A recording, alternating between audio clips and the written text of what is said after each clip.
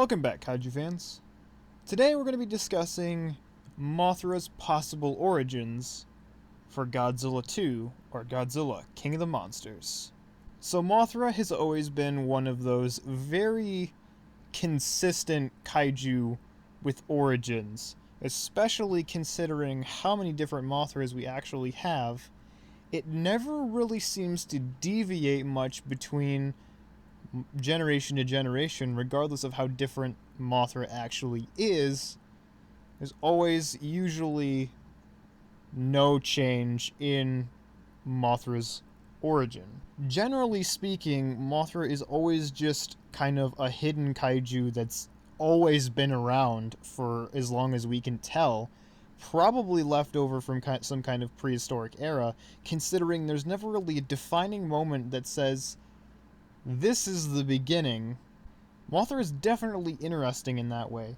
We usually have the fairies and some kind of tribe, it varies, that worships Mothra on Infant Island, which has been there for who knows how long.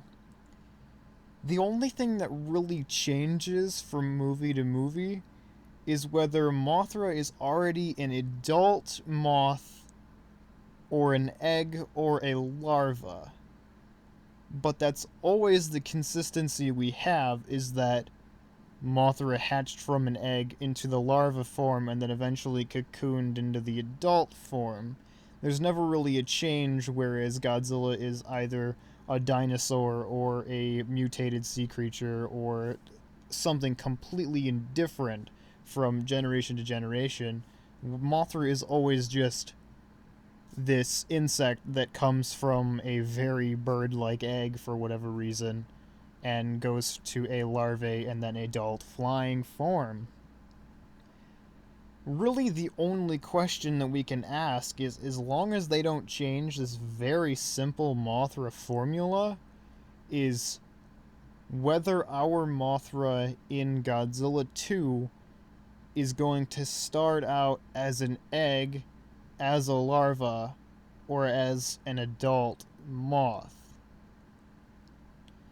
So starting off talking about possibly doing an egg beginning, this would honestly be the most boring way to introduce the character, but also the best way to introduce the lifespan of Mothra. The only main issue is that if we start with an egg and then we go to a larva and then to a moth, we're going to be getting a lot of time focusing on Mothra in particular to go through those stages, and we might get some vibes of the male Muto from 2014, where we start out with it being a cocoon and then hatching.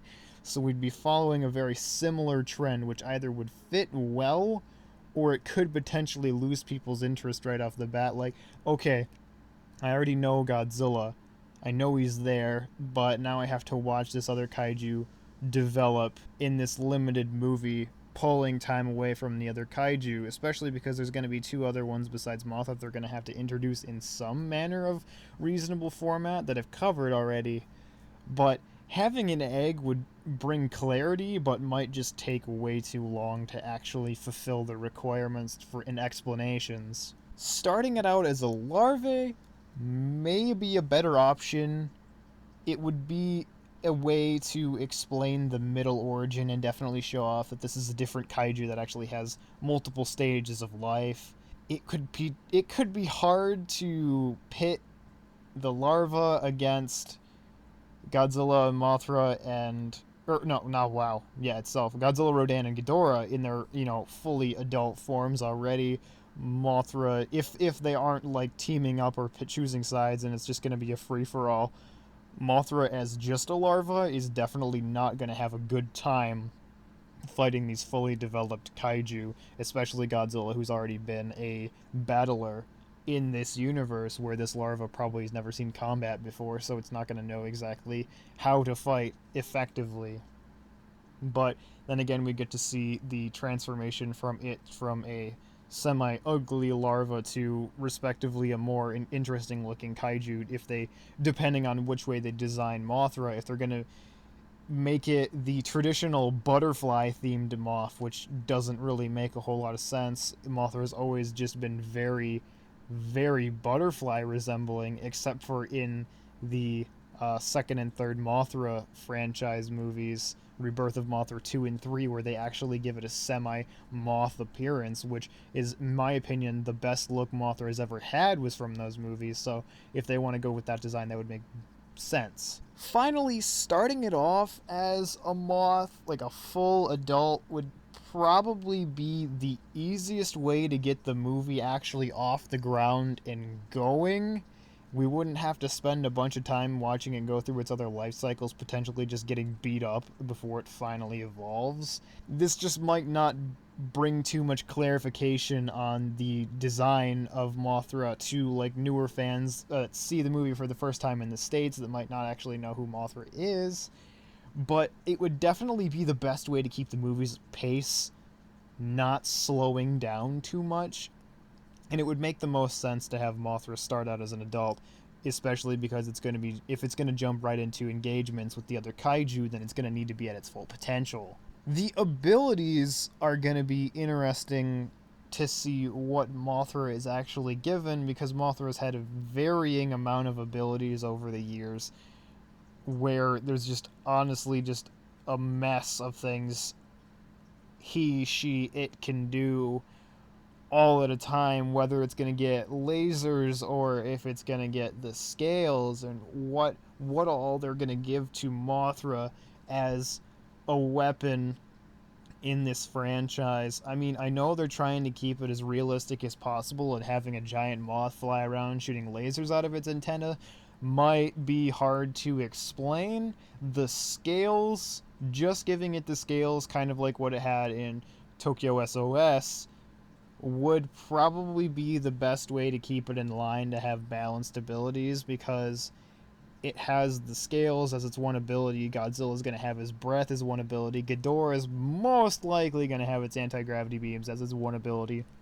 And, well, Rodan's going to be shit out of luck because it's Rodan and not Fire Rodan, so that's unfortunate for him. He's probably going to have a hard time besides his speed. Honestly, Mothra's probably just going to be a mixed bag in this universe, especially if it stays in this one movie. I really don't think it's going to get fleshed out as much as, like, say, Ghidorah. Rodan and Mothra really probably aren't going to be focused on as much as Ghidorah is, because Ghidorah is a more popular kaiju. Mothra and Rodan really are just like support kaiju. They can't really fight too physically. Rodan more so than Mothra. Mothra would honestly just is just gonna fly around and fly around. Yeah. I'm interested to see on honestly how they're gonna piece this all together. Having three kaiju be introduced at the same time with all such different origins is gonna be a weird thing. Mothra, I don't. I'm curious as to how they're actually gonna be able to discover Mothra. Like, are they just gonna show up at Infant Island and be like, "Oh wow, it's another island with a kaiju specifically living on it"? That's not Kong Skull Island, like at all? Question mark.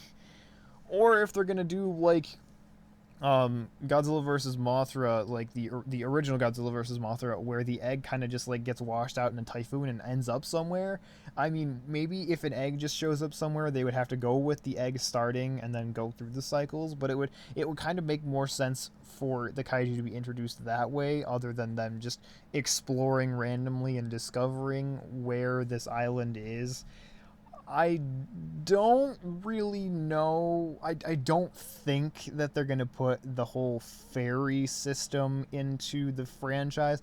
That might be so much of a stretch, it would be hard to explain why there's tiny people living, worshiping this creature.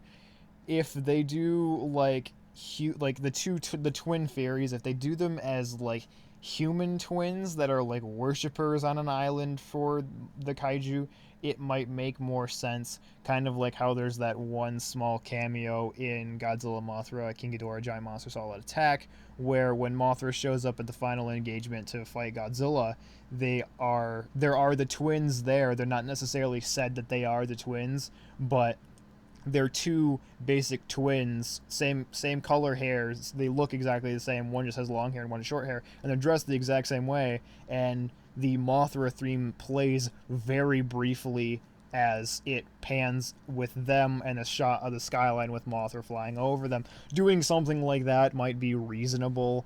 People that know what that is will get what it is, and people that don't know really won't put too much thought into it because they won't really notice it until they learn more about it later on. I'm seeing them either doing something like that or having a full like human set of worshippers for Mothra. Definitely not the fairies though. That would be beyond hard to fit into a realistic based universe. I mean, already putting a potentially giant three-headed space monster in is going to be difficult, but this is going to be something else. I mean, really, little tiny people, that'll be hard. And then honestly, the design of Mothra is going to be a very just interesting choice. Like if they're going to choose more of a butterfly theme like we've seen more frequently, if we're going to see more of an actual moth design, which is my personal preference, I think that a kaiju named Mothra based off of a moth should look more like a moth than a butterfly. That's what I want to see, at least. I'm sure a lot of people will get triggered about that and be like, oh, Mothra is supposed to look like a butterfly because continuity is a thing. If it's named after a moth and it's supposed to be a moth, it should probably look like a moth. I mean, if it looks like a spoon and it works like a spoon, it's probably a spoon. I'm just going to say that. So the design is going to be a really interesting choice for Legendary. I'm going to hope that they pick more of a moth themed, but knowing them, they might just go way off the deep end and just go total butterfly mode 9000 and whatever. I'm not the biggest Mothra fan, so whatever they choose, it's not going to bother me. I'm going to be more interested in seeing Ghidorah and Rodan's design anyways, because those ones are the ones that are going to be, changed more drastically. The giant butterfly moth is always going to look like a giant butterfly moth to me. That's just the way it is. Honestly, that's going to be it for this video, guys. Let me know what you think the starting point for Mothra's lifespan is going to be in this movie. If you think it's going to start off as an egg or a larva or already an adult, let me know. I'm just hoping that they don't go down the path of there's an adult and it dies and there's an egg laying somewhere and the kids come and fight for it. Like, I'm so sick of seeing that rehashed routine. It is unbelievable. I never want to see that happen ever again because I'm so tired of it. But let me know what you guys think is going to happen with Mothra down in the comments below, and I will catch you all in the next one. Peace out.